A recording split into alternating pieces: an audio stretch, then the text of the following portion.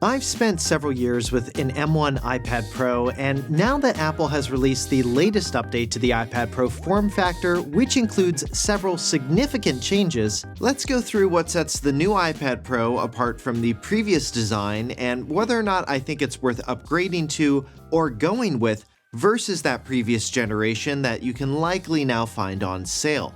The first huge advantage I'd give to the new iPad Pro is its Magic Keyboard accessory. Apple has completely redesigned the Magic Keyboard and it shows. Though yes, it is still stupidly expensive at $349 US.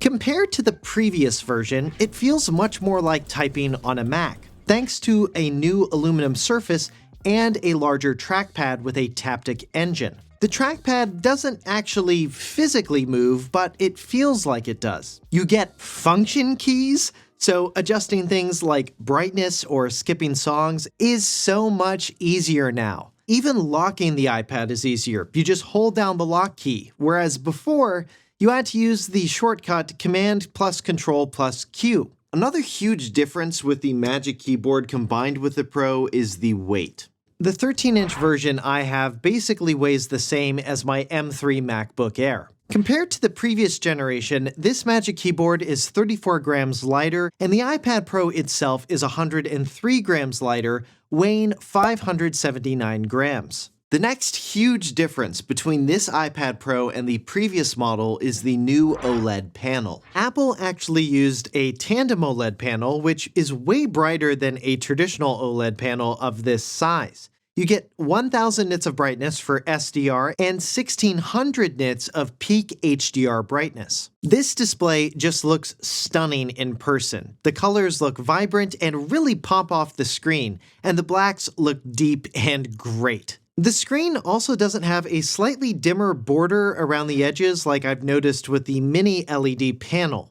And for light text on a dark background, like with the Star Wars crawl, there's no noticeable blooming like there is with the MiniLED display. But does this new OLED panel introduce any new display issues? No, not really, though there are some users like myself. You'll be able to pick one thing out when looking at a white screen. You might see slight green or purple refractions depending on your viewing angle, which is something that can happen with OLED displays. But when you keep the iPad stationary and have a white screen up, so far, it hasn't bothered me to the same degree it does on cheaper OLED panels used in phones like the Pixel 8a I'm reviewing. The last thing to mention about the display tech with the new iPad Pro versus the previous generation is the white balance of these two displays is actually quite different. The new OLED iPad looks warmer than the Mini-LED backlit iPad Pro. If I didn't have the Mini-LED iPad Pro right next to the new one, it's unlikely I would have noticed that there was much of a difference between the white balance of their two display panels. And let me know your thoughts on the new OLED panel. Are you excited by it? Are you happy that blooming's gone?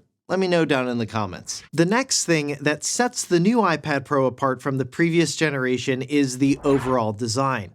Apple slimmed down the iPad Pro, making it easier to grip and hold in your hand, and that thinness combined with its lighter weight, it just makes it an iPad I've found myself wanting to hold more than any other previous iPad of this size. Now, you might think that slimming down the iPad would reduce the sound quality coming from its speakers. But Apple's redesigned speakers on the new Pro sound pretty much identical to the previous design. I couldn't really tell any difference between them. Apple has also changed the camera system a bit on the new iPad Pro, taking out the ultra-wide camera from the previous generation, just giving you a 12-megapixel wide camera. This is fine by me because the only thing I've ever used the back camera for is document scanning. Speaking of which, Apple added a new True Tone flash to help combat shadows. It'll instantly take multiple photos of your document with the new adaptive flash and stitch them together to get you a better scan. The other important camera change that Apple made is with the front-facing camera. Apple moved the camera to the top of the device's landscape orientation and adjusted where the mics are.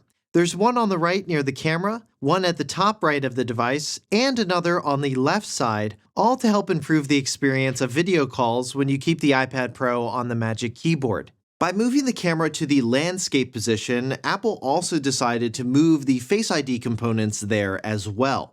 I found it to be more accurate. With Face ID on the left side of the iPad with the old model, I found too often that when opening up the iPad, my hand would block part of the Face ID sensor array, and by the time I had my iPad in place, it would just bring up the passcode keypad instead. The next advantage of the new iPad Pro is the new Apple Pencil Pro. And trust me, if you're going to get an Apple Pencil, you want the version that can magnetically attach and charge from the iPad. Otherwise, if you get the other version that you got to plug into the iPad, when you want to go and use it, often you're going to find its battery is dead. The new Apple Pencil Pro features Find My support, which is the first time that's been available in an Apple Pencil. Though it doesn't support the precision finding you might be accustomed to with iPhone and AirTags. The new Apple Pencil Pro also for the first time features haptics, which makes you feel like you're pressing a button that's not physically there. Very similar to how the Magic Keyboard trackpad works. Pressing down the Apple Pencil button will bring up its menu,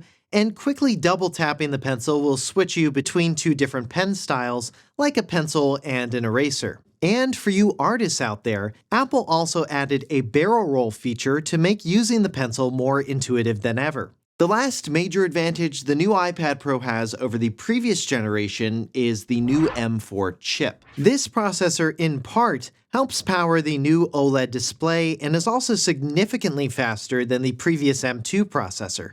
Depending on what you use your iPad for, this difference may not be worth it. And now let's talk about the previous MiniLED iPad Pros and their advantages. And the main one is really price. You can likely find the previous gen iPad Pro on sale right now, as well as its accessories like the second gen Apple Pencil and the previous gen Magic Keyboard.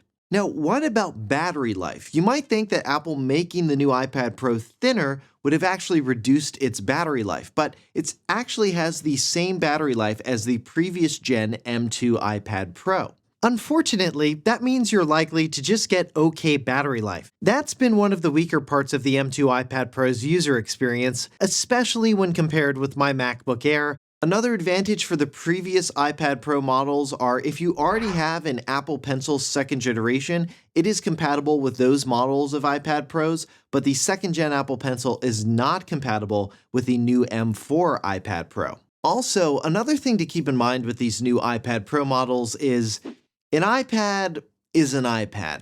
iPadOS is still a walled garden operating system. It's not as open or flexible as macOS with what you can download, but you do get more versatility in terms of its form factor and accessories like the Apple Pencil. But until Apple gives you a solid reason for going with the M4 iPad Pro, you're fine getting the M2 version.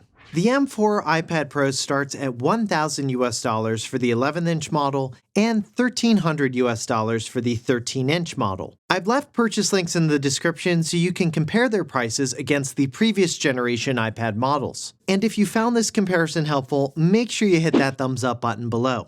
And if you want to see my full review of the previous gen MiniLED iPad Pro, you can get to that by clicking here. And to see more of my reviews and comparisons on other Apple products, you can get to those by clicking here. Now, considering that the new iPad Pro with its Magic Keyboard, it weighs about the same as a MacBook Air, these are similar form factors, I'm actually going to be comparing both of these two devices in an upcoming video. So if you want to see that, make sure you're subscribed to the channel as well as for my full 6 months later review of the M4 iPad Pro. For 6 months later, I'm Josh Tedder. Thanks for watching.